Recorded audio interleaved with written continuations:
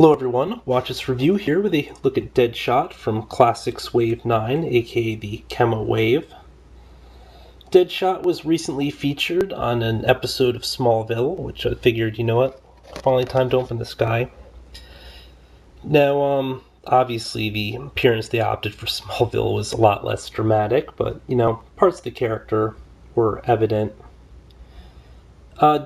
Wave 9 was a pretty awesome wave. Originally, I was a little bit lukewarm on it, but, the character selection is actually pretty decent, including, some guys that, you've kind of waited for a while. The one really weak one was Guardian, who nobody really cares about. Now, Deadshot premiered as a Batman villain, which, again, is kind of quite surprising to find him winding up on Superman, but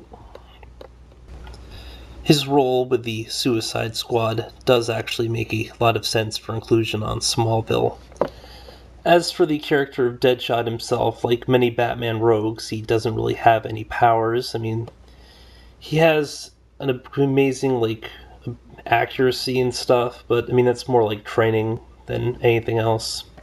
He was the inspiration for Killer in Wanted, the original comic, not the crappy movie starring Angelina Jolie and I think it was Sheila LaBeouf or whatever, where his abilities like magic bullets, he just fires stuff and then just hits whatever the hell, despite not even really aiming, but, Deadshot is a really cool character, and I really hope that he will appear in one of the Nolan Batman films at some point. Without anything else, let's get this package already. Deadshot comes with the right arm of Chemo and is actually one of the biggest reasons why I decided to pick up this wave. Originally, because I didn't feel all that strongly about the Collect and Connect choice, and I wasn't seeing these in stores, I decided I'd probably just skip the wave, and I ended up picking up Black Canary loose, but then I saw Deadshot in stores, and I ultimately ended up caving on Green Arrow as well, so I figured I'm just buying the whole wave, and, I do kind of stand by that decision because Deadshot looks really awesome, as you can see, and he does lend himself to some awesome action poses. Not really sure why I left him in pack all this time, though, but, I did like the look of him inside the packaging, but out of pack he actually looks even cooler, and, this might be one of my favorite figures from the DC Universe Classics line. I know a lot of other people really love this one too, so I can definitely understand the appeal. Look at this. For one thing, it's just a pretty wicked character design, and, it is executed pretty well here. No pun intended, because he happens to be an assassin. But, he's a pretty standard DC Universe classic in terms of articulation. We have a rotating wrist, single joint here at the elbow, rotating bicep, shoulder.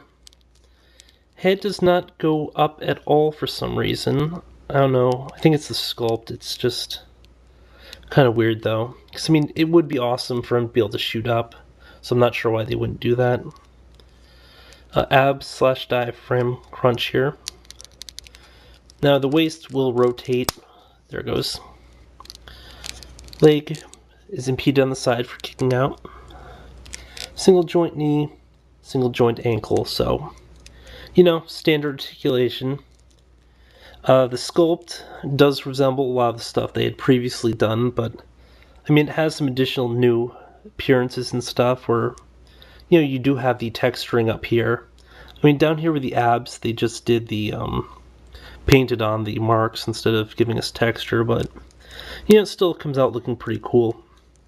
I like the use of color, even if there's not much variation here.